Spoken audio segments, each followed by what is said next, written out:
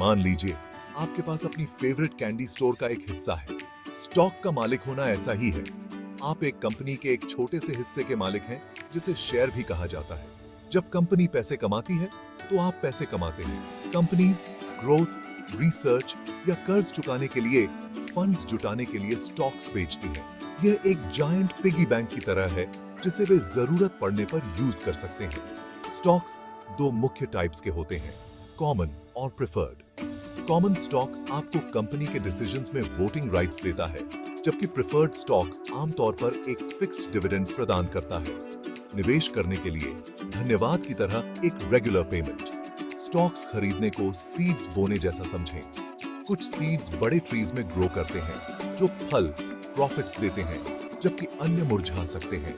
यह सब रिसर्च करने और वाइजली चुनने के बारे में है।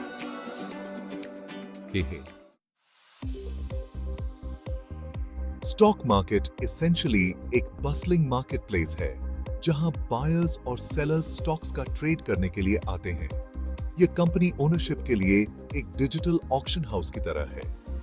ये मार्केट्स बिजनेसेस को स्टॉक्स जारी करके पब्लिक से कैपिटल जुटाने के लिए एक प्लेटफॉर्म प्रदान करते हैं।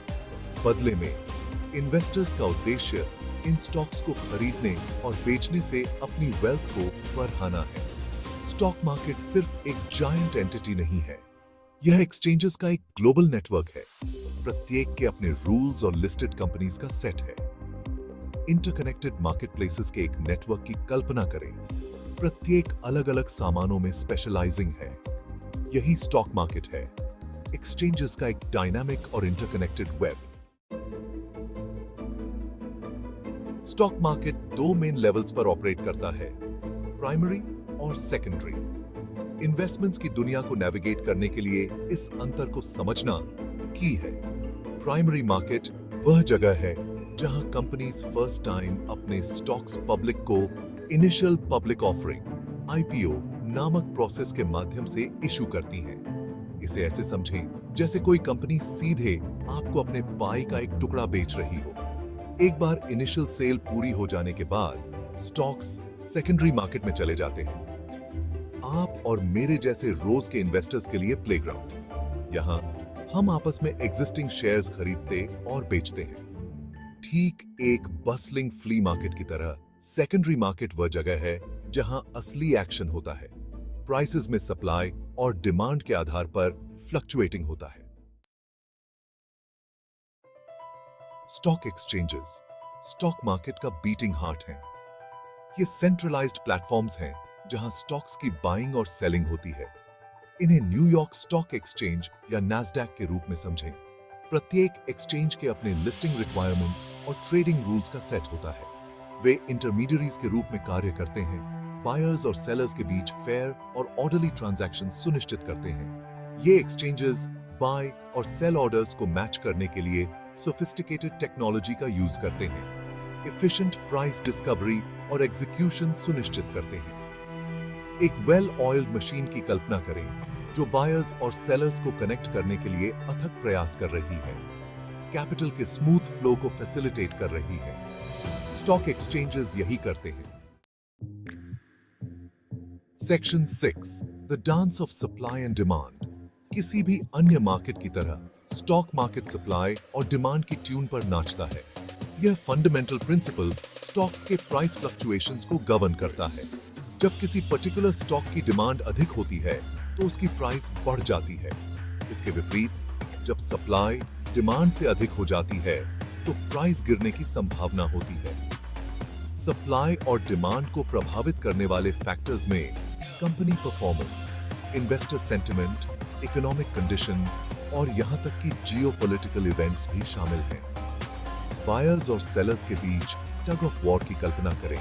प्रत्येक प्राइस को अपनी डिजायर्ड डायरेक्शन में खींच रहा है। यह कांस्टेंट इंटरप्ले स्टॉक्स की मार्केट वैल्यू को निर्धारित करता है। Section 7 factors influencing stock prices. Stock prices कई फैक्टर्स से प्रभावित होते हैं। कुछ प्रिडिक्टेबल होते हैं और अन्य वेदर की तरह अनप्रिडिक्टेबल। इन फैक्टर्स को समझना इन्फॉर्म्ड इन्वेस्टमेंट डिसीजंस लेने के लिए की है। कंपनी परफॉर्मेंस स्टॉक प्राइसेस का एक मेजर ड्राइवर है। Positive earnings reports, new product launches और स्ट्रॉन्ग मैनेजमेंट इन्वेस्टर कॉन्फिडेंस को बूस्ट कर सकते हैं और डिमांड को बढ़ा सकते हैं।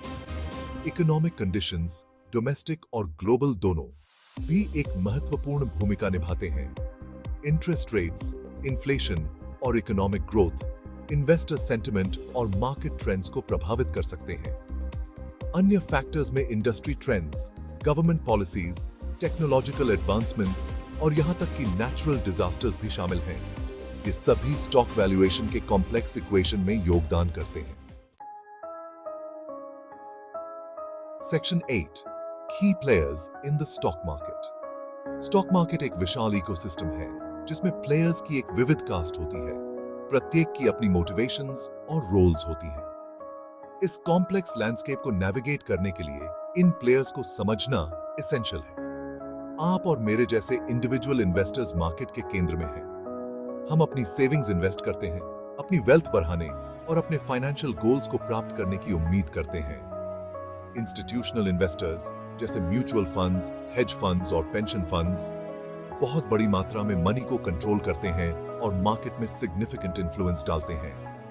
अन्य की प्लेयर्स में मार्केट मेकर्स शामिल हैं, जो लिक्विडिटी प्रदान करते हैं और स्मूथ ट्रेडिंग सुनिश्चित करते हैं, और फाइनेंशियल एनालिस्ट्स, ज़ेपा, जो इन्वेस्टर्स को इन्फॉर्म डिसीजंस लेने में मदद करने के लिए रिसर्च और इनसाइट्स प्रदान करते हैं। Section 9, types of stocks and their benefits. सभी स्टॉक्स एक जैसे नहीं बनाए जाते हैं। वे विभिन्न शेप्स और साइजेस में आते हैं। प्रत्येक अलग-अलग रिस्क और रिवॉर्ड प्रोफाइल्स प्रदान करता है, जो विभिन्न इन्वेस्टमेंट गोल्स के अनुकूल होते हैं। ग्रोथ स्टॉक्स उन कंपनीज के होते हैं जिनमें ग्रोथ की हाई पोटेंशियल होती है। अक्सर एक्सपेंशन के लिए मुनाफे को वापस बिजनेस में लगा दिया जाता है। वे हाई रिटर्न्स की पोटेंशियल प्रदान करते हैं, लेकिन साथ ही हायर रिस्क भी रखते हैं। दूसरी ओर, वैल्यू स्टॉक्स को मार्केट द्वारा अंडरवैल्यूड माना जाता है और समय के साथ सिग्निफिकेंट प्राइस अप्रिशिएशन की पोटेंशियल प्रदान करता है। वे अक्सर स्टेबल अर्निंग्स के हिस्ट्री के साथ मैच्योर कंपनीज होती हैं। अन्य टाइप्स में डिविडेंड स्टॉक्स शामिल हैं, जो रेगुलर इनकम पेमेंट्स प्रदान करते हैं, और ब्लू चिप स्टॉक्स, जो well established financially sound companies से संबंधित हैं, जिनका स्टेबल अर्निंग्स का इतिहास रहा है। Section 10, understanding stock market indices. कल्पना कीजिए कि स्विमिंग पूल के टेम्परेचर को सिर्फ एक जगह अपने पैर के अंगूठे को डुबोकर गेज करने की कोशिश की जा रही है। किसी सिंगल स्टॉक के परफॉर्मेंस के आधार पर पूरे स्टॉक मार्केट को जज करना ऐसा ही है। स्टॉक मार्केट इंडिसेस एक ब्रॉडर पर्सपेक्टिव प्रदान करते हैं। वे स्टॉक्स के एक ग्रुप के परफॉर्मेंस को ट्रैक करते हैं, जो एक पर्टिकुलर मार्केट या सेक्टर का प्रतिनिधित्व करते हैं। उदाहरण के लिए S&P 500 500 large cap US companies के परफॉर्मेंस को ट्रैक करता है, जो ओवरऑल यूएस स्टॉक मार्केट का एक स्नैपशॉट प्रदान करता है। स्टॉक मार्केट इंडिसेस को समझने से इन्वेस्टर्स को मार्केट ट्रेंड्स को ट्रैक करने, अपने पोर्टफोलियो परफॉर्मेंस की तुलना करने और इन्फॉर्म्ड इन्वेस्टमेंट डिसीजंस लेने में मदद मिलती है।